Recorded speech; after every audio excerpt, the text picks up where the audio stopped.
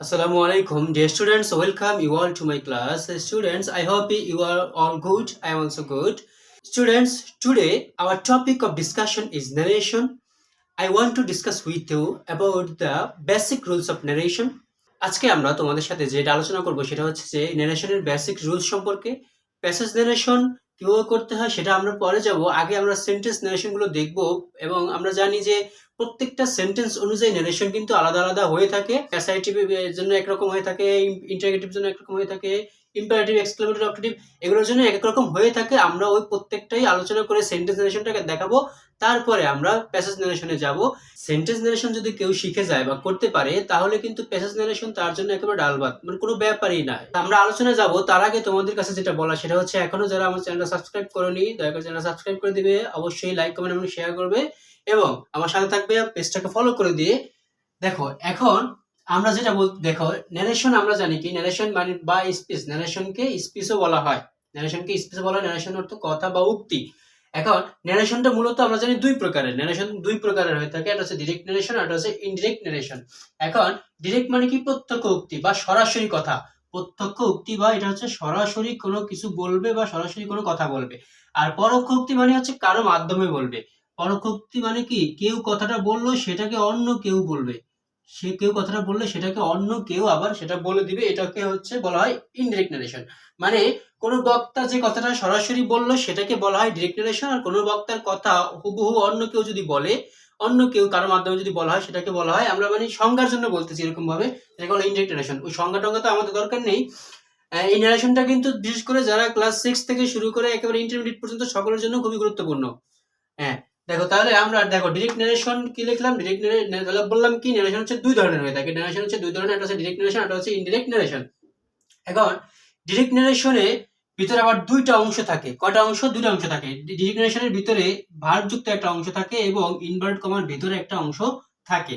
তাহলে আমরা বলতে পারবো যে ইনভার্টেড কমার বাইরের একটা অংশ, সহজ করে বলার জন্য ইনভার্টেড কমার বাইরের একটা অংশ, এই কমাটাকে বলা হয় ইনভার্টেড কমা। এই যে এখানে দুইটা কমা, এখানে দুটো কমা, এবং উপরে দিলে বলা হয় ইনভার্টেড কমা। দেখো ইনভার্টেড কমার বাইরে যেটা থাকে সেটাকে বলা হয় রিপোর্টিং ভার্ব, আর ইনভার্টেড কমার ভিতরে যেটা থাকে সেটাকে বলা হয় রিপোর্টেড স্পিচ। তাহলে ডিরেক্ট ন্যারেশনের ভিতরে দুইটা অংশ থাকে। কয়টা অংশ থাকে? দুইটা অংশ থাকে। একটা হচ্ছে রিপোর্টিং ভার্ব আর একটা হচ্ছে রিপোর্টেড স্পিচ। এখন রিপোর্টিং ভার্ব কোনটা? ইনভার্টেড কমার বাইরের অংশটাকে বলা হয় রিপোর্টিং ভার্ব এবং ইনভার্টেড কমার ভিতরের অংশটাকে বলা হয় রিপোর্টেড স্পিচ। এটা আমাদের মাথায় রাখতে হবে, মনে রাখতে হবে। আমাদের এখানেও ইনভার্টেড কমার বাইরের অংশটার ভিতরেও ডিরেক্ট থেকে ইনডিরেক্ট করতে হলে পরিবর্তন হয়, আবার ইনভার্টেড কমার ভিতরে তো অবশ্যই পরিবর্তন হয়। তো সেই পরিবর্তনগুলো আমরা দেখো এখান থেকে, এটাকে আমরা যদি ইনডিরেক্ট করতে যাই তাহলে কিভাবে করতে হবে? ইনডিরেক্ট করার সময় দেখো আমাদের লিখতে হবে, দেখো ডিরেক্ট থেকে ইনডিরেক্ট করার জন্য আমি কোনো সেন্টেন্স ছাড়া এমনিতেই বলে দিচ্ছি। দেখো ডিরেক্ট ন্যারেশন থেকে ইনডিরেক্ট ন্যারেশন করার জন্য প্রথমে যে সাবজেক্টটা থাকবে, প্রথমে যে সাবজেক্ট থাকবে সেটাকে বসাতে হবে। এখানে সাবজেক্ট ছিল হি, হি বসলো। এরপরে দেখো এখানে সেইড টু, সেইড টু এর পরিবর্তে আমরা সেইড টু দিতে পারি, অথবা এখানে সেন্টেন্স অনুসারে আমরা সেইড টু এর পরিবর্তে কিন্তু অন্য একটা কিছু দিতে পারি, যেমন টোল্ড দিতে পারি। কিভাবে, কখন টোল্ড দিতে হয়? দেখো ইনভার্টেড কমার ভিতরের যে সেন্টেন্সটা আছে সেই সেন্টেন্সটা যদি তোমার অ্যাসার্টিভ সেন্টেন্স হয়। এখন অ্যাসার্টিভ সেন্টেন্স মানে কি? যে সেন্টেন্স দ্বারা কোনো সাধারণ বর্ণনা বা বিবৃতি প্রকাশ করা হয় সেটাকে বলা হয় অ্যাসার্টিভ সেন্টেন্স। তাহলে সেই অনুযায়ী আমরা দেখতে পারি যে এখানে I am ill today, I am ill today মানে আমি আজ অসুস্থ, এটা সাধারণ বর্ণনা বোঝানো হয়েছে, সাধারণ একটা কথা বোঝানো হয়েছে, এটাকে বলা হয়, আমরা বলতে পারবো এটা হচ্ছে।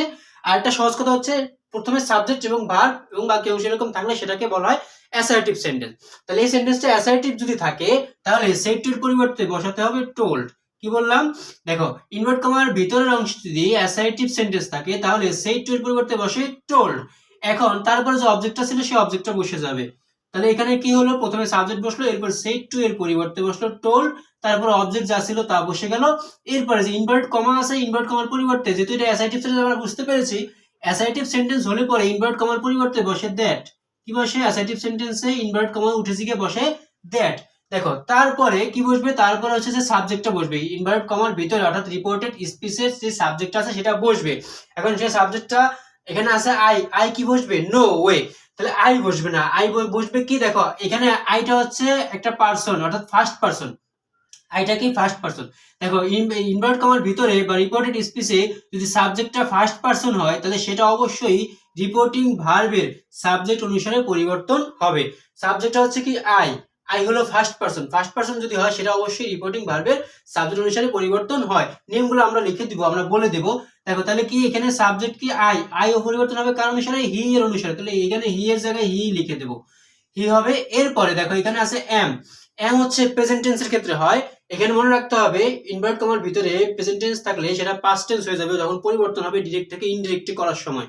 তাহলে এখানে এম হয়ে যাবে ওয়াজ, তারপরে ইল আছে, ইল হবে। এরপরে টুডে থাকলে ডিরেক্টে টুডে থাকলে ইনডিরেক্ট করার সময় টুডের পরিবর্তে হয় দ্যাট দে। কি বললাম, টুডে থাকলে এর পরিবর্তে হয় দ্যাট দে। তাহলে আমরা বুঝতে পারলাম, আবার একটা বলে দিচ্ছি দেখো। ডিরেক্ট ইন্ডিকেট করতে হলে প্রথমে সাবজেক্টের সাবজেক্ট বসে, তারপর সেটের পরিবর্তে টোল্ড বসে, তারপর অবজেক্টের অবজেক্ট বসে। এরপরে অ্যাসার্টিভ সেন্টেন্সে ইনভার্ট কমার পরিবর্তে বসে দ্যাট, অ্যাসার্টিভ সেন্টেন্সে ইনভার্ট কমার পরিবর্তে বসে দ্যাট। তারপরে সাবজেক্ট যদি ফার্স্ট পারসন থাকে সেটা রিপোর্টিং ভার্বের এই সাবজেক্ট অনুসারে পরিবর্তন হয়। তারপরে এম থাকলে ওয়াজ হয়ে যাবে, মানে প্রেজেন্ট থাকলে পাস্ট হয়ে যাবে, ইল হলো বাকিটা বসলো। এরপরে টুডে থাকলে দ্যাট দে বসে। এই হচ্ছে ডিরেক্টরি ইনহেরিট করার কোনো সিম্পল একটা নিয়ম, যেটা অ্যাসার্টিভ সেন্টেন্সের ক্ষেত্রে হয়ে থাকে। দেখলাম, এর পরবর্তীতে আমরা বাকি সেন্টেন্সগুলো দেখাবো।